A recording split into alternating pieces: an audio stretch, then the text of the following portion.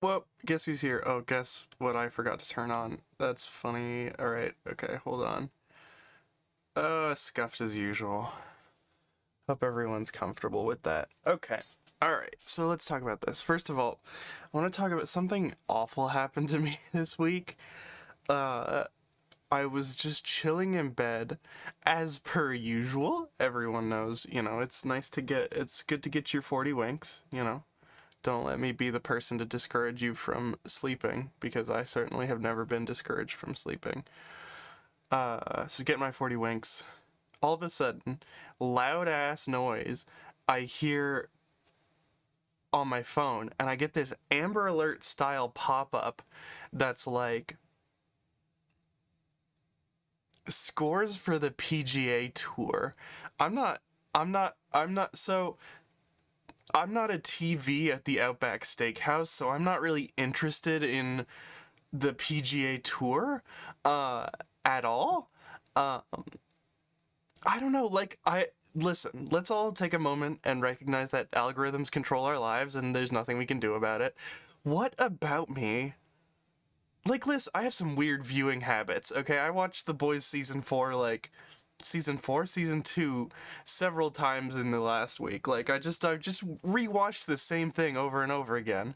What about me says oh yeah, this one wants to know what Rory McIlroy is up to. You know what I mean? I don't know. I feel insulted. Honestly.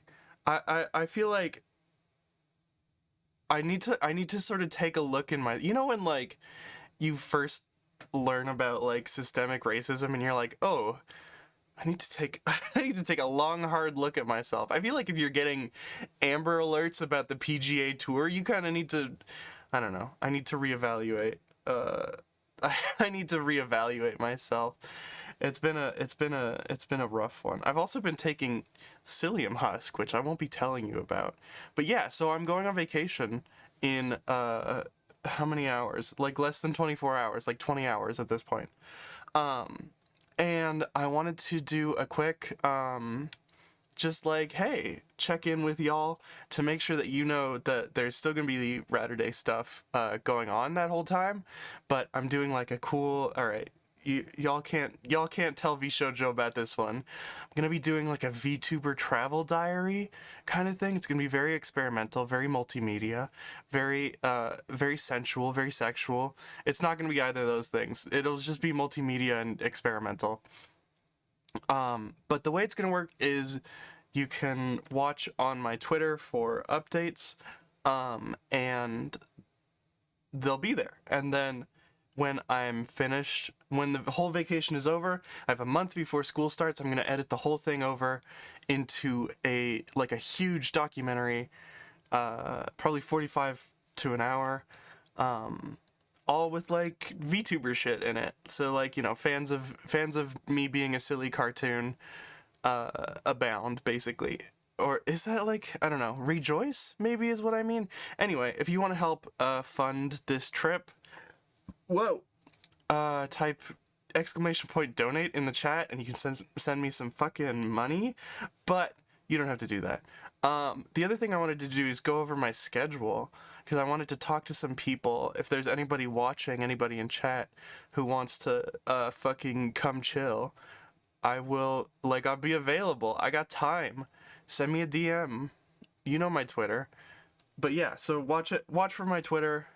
You'll see periodic updates there, and then at the end of it all, I'm gonna take it all down from Google Drive and to try and wrangle it into a real piece of media. Yeah. So let's go over my calendar real quick. I am landing on the 17th.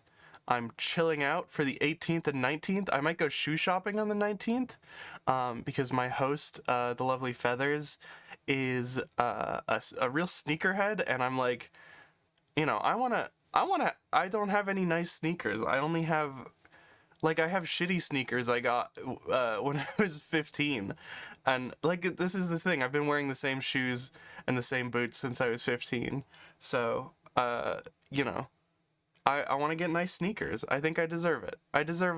Possum deserve a little bit of a nice thing. So we're going to see about sneaker shopping on Tuesday. Plus, I want stuff to wear out. We have a lunch with Alice, better known as Bad End Doll, the Twitter horror porn writer. She's been really cool. We're probably just going to chill and play PS2 games and, like, smoke dope legally. That's the other thing. Man, I hate this. Okay, so I'm flying from Toronto to Vancouver, Vancouver to Portland. Every city I'm stopping in, weed is legal, but I can't bring it on the plane. It's ridiculous. It's stupid. I should be allowed to bring my, like, this is the thing. I have brands, I have strains that I like. I can't bring them with me. It's like, I don't know, it's heartbreaking. It's like, well, I was gonna say something not appropriate, so we'll avoid saying that this time. We're going to the Coffin Club on the 22nd. I should make it clear, I'm not, like, doing shows or anything. I'm just calling it Ratterday Night on Tour because I'm a nerd, and that sounds fun to me. But yeah, we're hitting the Coffin Club on the 22nd. We are doing a birthday party. We're going shooting on the 24th. 26, 27, 28 are all free. So if you're in Portland or Seattle and you want to hit me up, fucking do that.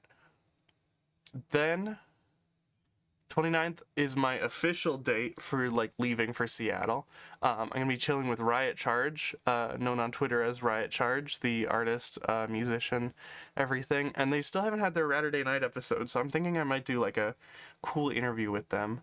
I might interview everyone. I don't know. I have a DSLR on my cell phone, so I feel like maybe I could, maybe, little interview, just as a treat. Yeah. So the 29th to the 31st will be my weekend in Seattle. But if you live in Seattle and you want to host me for a couple extra days, I will gladly stay until, whenever. However long you want to have me. I gotta get back to Portland by the 9th at least so I can fucking leave. And also, I want to spend more time with my Portland friends. Sorry, Seattle people, but you're a little too much for me. I don't know.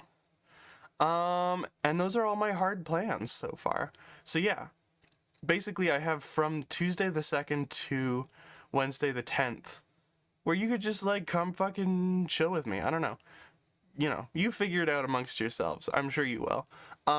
With that out of the way, we have another episode of Checking In with Twoey, which I will play now, I think.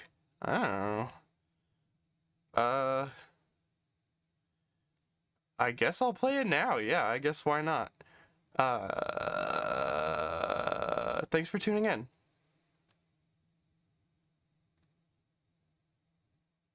There we go. Oh, wow, that was immediate. Hello? Hi, how's it going? It's going good. How are you? I'm really good, thank you. Well I'm done. in a tent this time. Nice. Yep. How's your tent? Is it the same tent every time, or have you been switching tents? I only got the one tent. But it's pretty good. I got this tent because I went to Mech and I was wandering around, like, ignorantly. And this guy was like, "Can I help you?" He wasn't an employee. And I was like, "Yeah, sure." He's like, "I'm kind of a tent nerd." And he just became my personal shopper, basically. Nice. He's like, "I don't work at Mech, but I really want to, and they won't hire me. So let me be your personal shopper." And he picked up this tent and my, like, sleeping bag and everything. Like, I got set up thanks to this guy. Has it been It's been a good tent so far? This is the best tent, yeah. It is it's a Big Agnes Fly Creek HVUL2. Can we discuss some of the features on the Big Agnes Fly UHVL2? This tent is perfectly sized for one traveler. It has a nice front window. What else? It's got a fly on top so you don't get so drippy droppy from the dew. Cool. And it's cute to the eye. It's kind of aesthetic. Okay. Yeah, that makes sense. All right, cool. Yep. So last time we talked, you were crossing the St. Lawrence River, I think, right? Yeah, where was I? You Was I in were. Quebec City? You had just left Quebec City, I think. Hold on. Let me glance at the video so I can. Did I tell you about the old man? You told me about Bruno. No, the other old man. Which old man? Martin. I don't think you told me about Martin, no. Okay, so when I left Quebec City, I went to this place called I forget what it was called. Oh, Montmorency. And it's like this waterfall that's like a few kilometers outside of Quebec City. And then there's a bridge from there to this place called Ile d'Orléans, which is like this very like cottagey, like old school type of place. So I get there and do the waterfall, the zip line over the waterfall was amazing. Then I go to Ile d'Orléans and I see this abandoned house. And I'm like, wow, this is so sick. It has an airplane in the yard, like a beat up airplane and like a well. It's really cool. And I'm like, I'm definitely staying here tonight. So I put up my tent. And then to my horror, nightfall comes.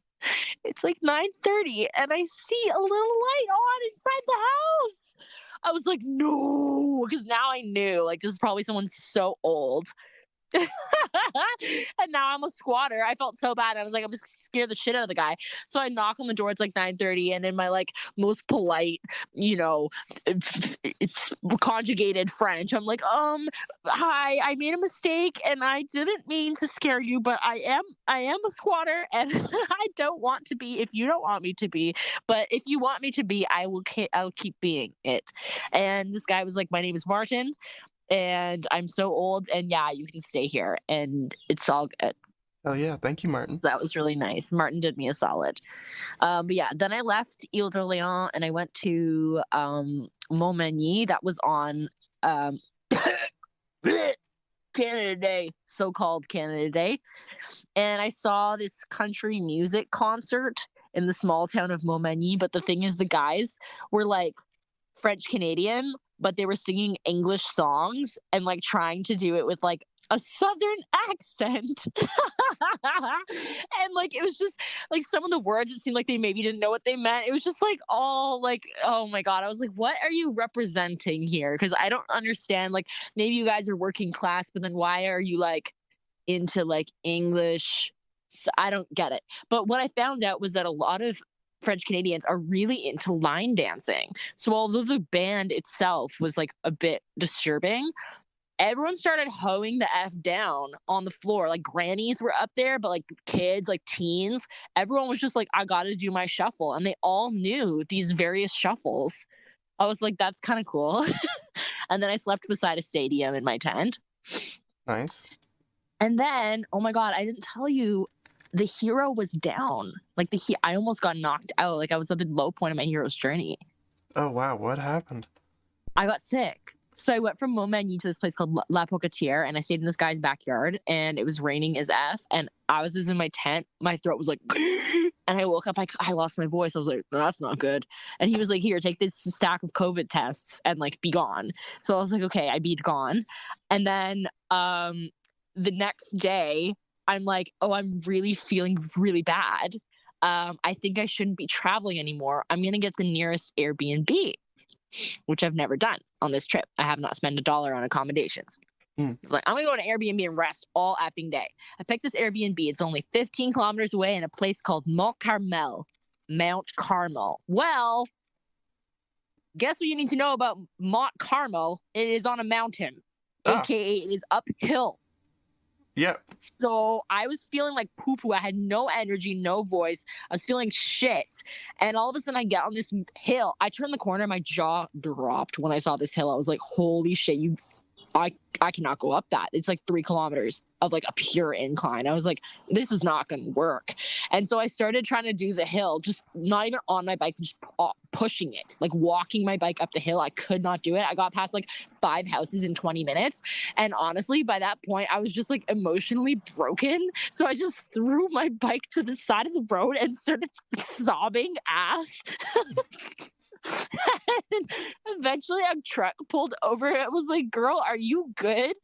And the person was like, I'm a doctor. How can I help you? I was like, I feel bad today. And I was just crying. And she spoke English. So that was really nice. Because I was like, at that time, I had a lot of brain fog. So my French was so bad. All I could say was, I don't feel good. And she was just like, okay, I'm going to help you out. I was like, I need to get to my Airbnb. She's like, put your shit in the truck and I'll take you there. And they were really nice to me and they dropped me off at my Airbnb, but it wasn't my effing Airbnb.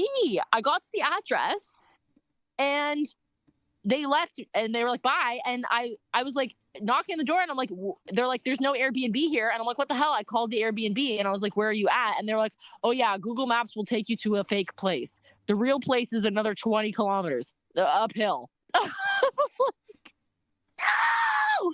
But then I guess the Airbnb like owner heard that I was like, that his news that it was uphill was causing me to retch.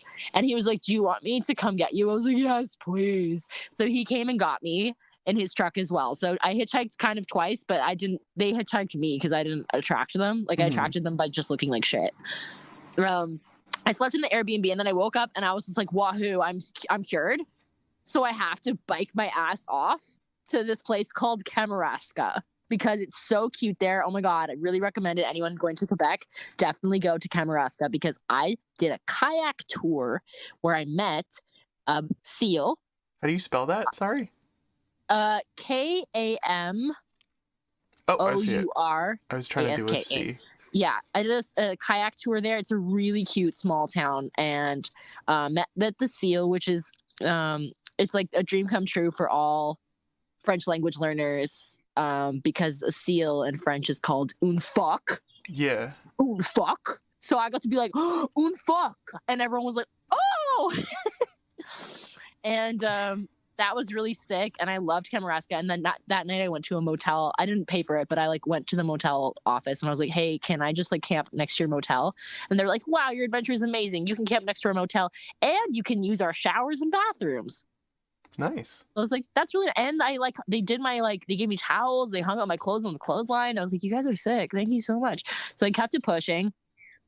But here's the thing. I had lied. I had la disease the previous day and I didn't realize I was still effing sick. So I got to this other place, Rivière du Loup. It was like 50 kilometers away. And I stayed in this guy's sewing studio, like his girlfriend's sewing studio. And when I got in there, I realized I was wrecked. Like I was done. So I had to spend 4 days in that sewing studio in my sick bay. It was like really bad. I just had to rest on the couch all the time and like get into feels about my breakup. And then I left Rivière du Loup and then I went to this place literally called Saint Louis de Haha. Saint Louis de Haha. It is the only town in so-called Canada with not one, but 2 exclamation points in its name. Haha. St. Louis de Haha. Yeah, literally. So I biked 80 kilometers there because I thought I had Yahoo. And I was like, I'm cured now. Plot twist. Again, I was not cured. I was like still sick. So I went to the hospital. And they were like, you are just sick with, you don't have COVID because I'd been taking COVID tests. They were just like, you just have a cold, girl. And you just keep staying put. Like, stop. So I was like, okay. So I put up my tent in St. Louis de Haha. And in like a platform, like a camping spot off the bike trail. What I didn't realize was that the bike trails are sick and they actually have like cafes along them. Like I didn't know that was a thing. They have cafes just for the cyclists. It's really cute and nice. This was also the day that Rogers was down for your Canadian listeners. This means for the internationals that we had no cell service like across the country. Mm-hmm. So I had no idea what was going on. I had to use an old-fashioned map, which was kind of sick, but it just meant that I got to my campsite and I didn't know shit about what was meant to be there. Like all I saw was there's this little like crystal ball emoji like next to my to where my campsite is. So I'm like, what the hell is that? So I get to my campsite, I set up. Then I'm like, I guess I'll just follow this trail to see where it leads. And it led to an observatory with a telescope. Oh my God. I know, it was nuts. And I just went inside and I made an appointment to come back for 11 p.m. And my little campsite was just down the hill. So I just trotted back. And then I trotted back at 11 p.m. They gave me a one-on-one tour. This lady just stayed with me for an hour and explained to me like how to spot the difference between like different kinds of celestial bodies and like what is an eclipse and like this and that or whatever. And yeah, it was super informative. And then we got on the telescope and I was there till like 1:15 a.m. Like we literally hung out on the telescope for an hour and 15 minutes. Just like she would point a laser pointer at the sky and be like, that star, now look in the telescope. And like I would see, like, I saw Saturn's rings, I saw the moon, I saw Jupiter, and like all sorts of other cool, amazing stuff, constellations. It was just like really great. But I was still sick, so I stayed in my tent in St. Louis de Haha for 2 nights and 3 days because I was like, I'm literally an infectress at this point. Like, I can't be going around infecting everyone, even though I was wearing a mask. I was like, it's not right. So yeah, I stayed there, and then I kind of felt better. So then I went to the effing army. I don't know what, but like outside of St. Louis de Haha, they had this like old fort called Fort Ingle. And like, I guess this was a place like the French used to like defend, or like the British or whatever. It's like now a historical site. The army's not owning it, but so they have like war reenactors like walking around in like their War of 1812 like uniforms. Like, it's so strange. But they turned it into a $20 hostel. So I was like, yeah, I'll sleep in the effing old ass army bunk with these war reenactors for $20 because they had a kitchen and like a laundry room and showers, and it was like actually kind of nice. So I just slept in the war that night and felt pretty good. And then I woke up and I went to New Brunswick. I biked into a different time zone. And it was still French there because New Brunswick is Canada's only bilingual province. You might think Quebec is the bilingual province. Ha! That's a francophone province. They only have one language. But anywho's, I went to Edmundston, New Brunswick. I went to the Rosary, the Rose Garden, and it was like really nice, like the Royal Botanical Gardens and whatever there. And sorry, a really loud truck just passed me. But the problem with Edmundston, not Edmonton, but Edmundston, is that it smells really bad there. It is a stinky place because it is polluted. It's extremely industrial and it has an aroma. So I had a panic attack in Edmundston the next day because I just couldn't take it. I was in the Tim Hortons. It was raining. Everyone was being loud and aggravating. And we were all stuck there. And I was getting tired of not knowing what word I needed in French. And the stench was just too much. So I had to bike away in a fury. And then I went to, I don't effing know what this place was, St. Leonard, and I camped beside the border to the U.S., the border to Maine. And that was there was a huge thunderstorm, and it felt like it was on the top of my head. Like it was like, bah! Like screaming at me. And then I got to where I am now, which is actually, I'm not there anymore. I went to this place called Four Falls. And what's special about it is there's 4 falls. There's 4 waterfalls. Whoa. And it's really nice. And I did naked swims there. But then I got scared because some kids came. But they didn't see me. I put my clothes back on. Sick. How have you been? So it's been kind of stormy. How have you been, like, dealing with that? If it's straight up raining, I just, like, pull over to the nearest shelter and, like, give it, like, 30 minutes. And usually it's not pouring ass rain for, like, that long. At night times when it's raining, I'm just inside my tent, so it's fine. But tonight I'm actually at an ice cream parlor in the town of River des Chutes. It's not even Rivière des Chutes. It's just River des Chutes. So I don't know what kind of franglais is happening in this place, but I have officially got to the part of the country where people speak with accents. So like ice cream parlor. And not even like well, I wasn't. I'm seeing a cemetery, but no ice cream parlor. Oh, it's called like PJ's or something. Like, let me see. JP's. JP's. JP's. I just talked to the owner, and she is like a race car driving grandma. That's so cool. Yeah, she like drives in some like thing called like the Powder Puffs or something. Her son's like a derby and like big smash up and racer dude, which is like so sick. But she's like, yeah, I do it for like, he got me into it. Like he's been doing it since he's 16. Now he's 36, and like I've raced in his like team. That's so cool. I was like, you're really cool for that. It's just like small town New Brunswick stuff. It's just like super sick. But yeah, now I'm at the ice cream parlor, and they let me camp on their like porch. So it's like stuff like that where it's like, okay, I'm not like totally like left to the elements. Like last night I slept at a campground because they had this water slide that was really cool, and I really wanted to ride it. So I went and I was like, please, can I ride your water slide? And they're like, it's not open yet for the season, but you can camp here under this thing because we like you for free. That's cool. Just gotta be like, likable. Thanks. That's the survival tactics. Holy shit. I guess so. So, you've met a race car driving grandma. Who else has been around on your trip? Oh, that's great questions. Who's been around? Let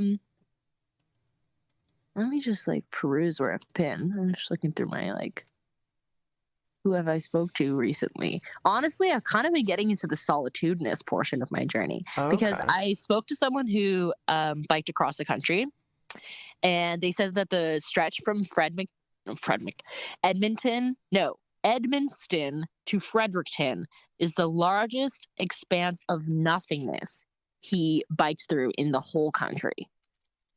So he was like, bring extra snacks. And that is true because I've not seen as many towns or as many people. And, oh yeah, I started to say this. The people I'm meeting, English and French, have very different accents out here. I learned about Acadia. First of all, I didn't know shit about Acadians. When I got to New Brunswick, no one reps New Brunswick here. They're all like, we're Acadians. It's Acadia right now. And I was like, what even is Acadia? And what is long Acadia? story short, yeah, so it's like these like French settlers. Basically, I couldn't figure out, is like, do we fuck with Acadia or do we hate Acadia? Because is it like settler pride? Like, I couldn't figure out if it was like some loyalist shit or if it's like everyone's Métis or something. And then like, that's cool. But basically, yeah, it's these French settlers who came to Canada, but then they just became like the most hated guys like in the country. Because basically they got here and then they were like making good alliances with the Mi'kmaq people or whatever. Mi'kmaq people were like teaching them to fish and like do all this shit. And also, like there's lots of speculation. This is just one podcast, by the way. I have not been able to hear like find the right resources of like from Indigenous folks that's like, you know, detailing up to the current day relationship between Acadians and Mi'kmaq people, which I'm going to venture is probably not great. What podcast is this? I'll put a link. It was called, some cheesy title, like Stuff You Never Learned in History Class.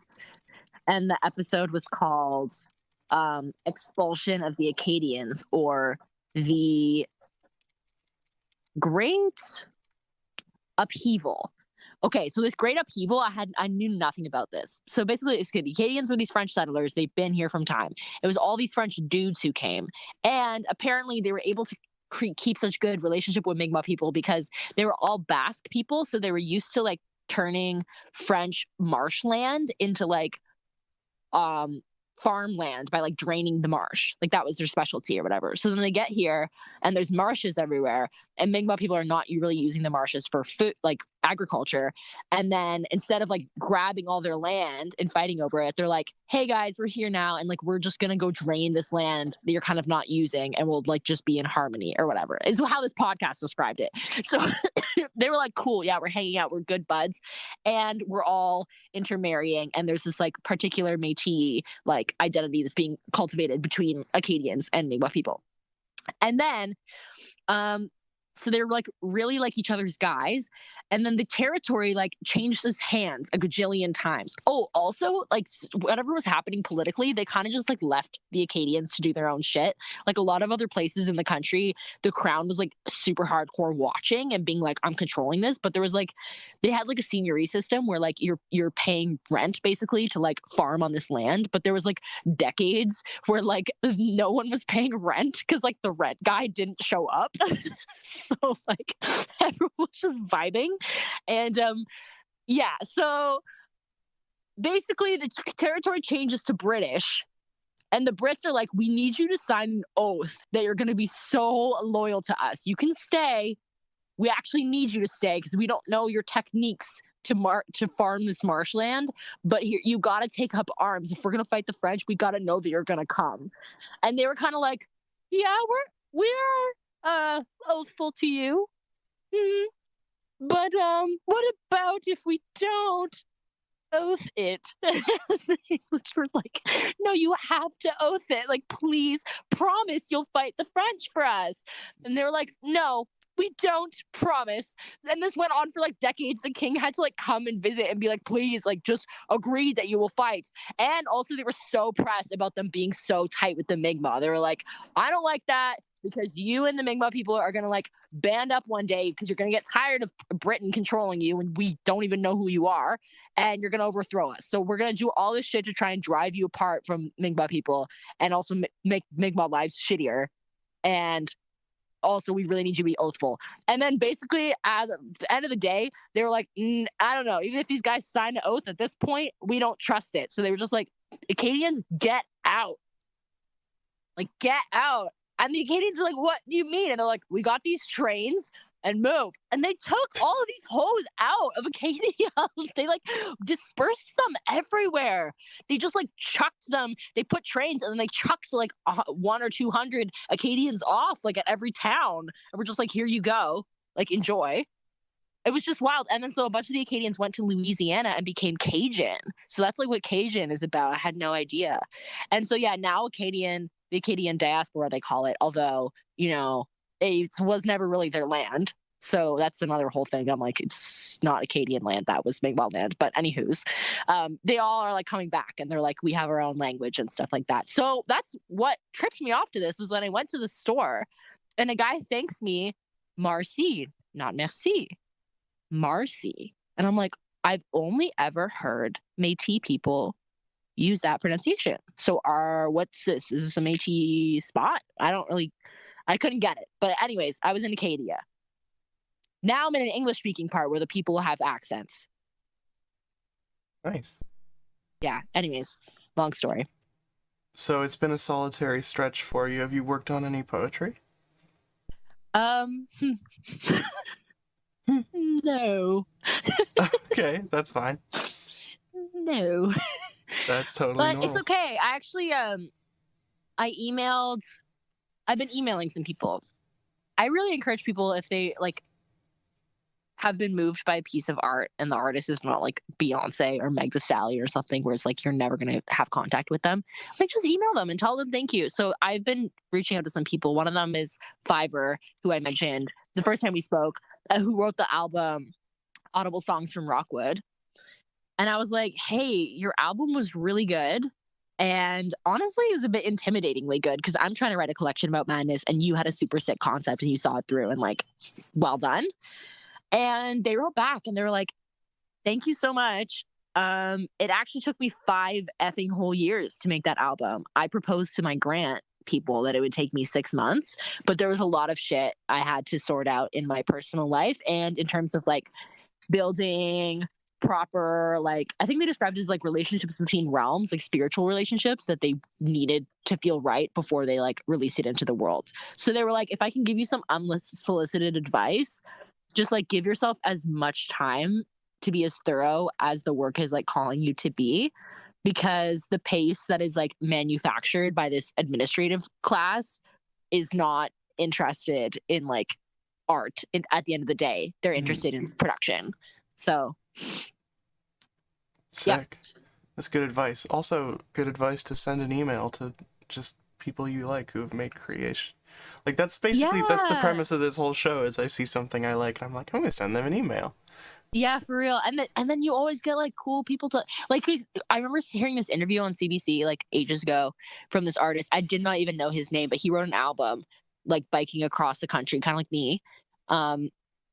And I remember hearing him in the interview. The interviewer was like, "So how did you train for this?" And he was like, "I did not." And they're like, well, what do you mean? And he was just like, yeah, the most I had ever ridden my bike was like 40 kilometers in a day, like ever. And I just was like, and now I'm going to bike across the country. And he did it. And it was fine. And I remember hearing that and being like, yeah, it's not that deep. And then I didn't train and I just biked cross country. So I thought about it. I was like, I gotta tell that guy thanks for saying that. So I like had to go backtrack and figure out like, CBC bike trip, Canadian artist, and Google until I found his name.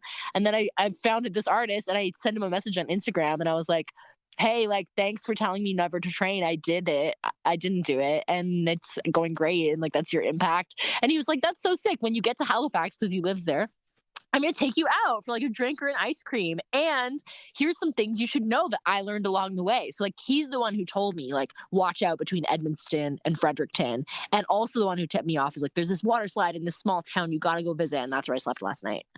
Oh yeah. That's so cool. It's cool. I think that's one thing that like I really admire about like the artistic community is like you can straight up just be like, hey, I'm doing the thing you did. How'd you do it? And yeah, man, and that's people so want fucking that. cool. Yeah, they want it for you. All right, we're turning this into a challenge. Everyone in chat right now, send an email to a creator that you like. Yeah, just do it. Just do it. Especially, I think, like, if something changed your mind about something or you saw something in a new way, like, I love to reach out to people just to be like, hey, this quote of yours really stuck out to me. Because I think about the things that, like, matter most to me when I receive it from, like, readers of my work. And it's like, when they tell me specifically about something like this particular poem or, like, this line, had an impact on me. As opposed to like, you are a good writer. Yeah, 100%. Do that. That's my call to action for the day. Huzzah. Sick. Is there anything else you want to talk about before I let you go? Everyone in the chat, here's one thing that you should know. Is that this is the best show ever. And Thank everybody you. Say something nice about Rachel right now. Correct. Yeah. 100%. Just everyone say something really nice because honestly, it's deserved and earned. Correct. Good. Great. Yeah, definitely. I don't even know where this is gonna go. Like, on Saturday I'm doing the show, and then on Sunday I'm leaving to go to Portland. So I don't know how I'm gonna publish this, but it'll get out there. But yeah. How are you feeling about Portland? I'll take my response off the air, I think. Yeah. Okay, sounds good. All right.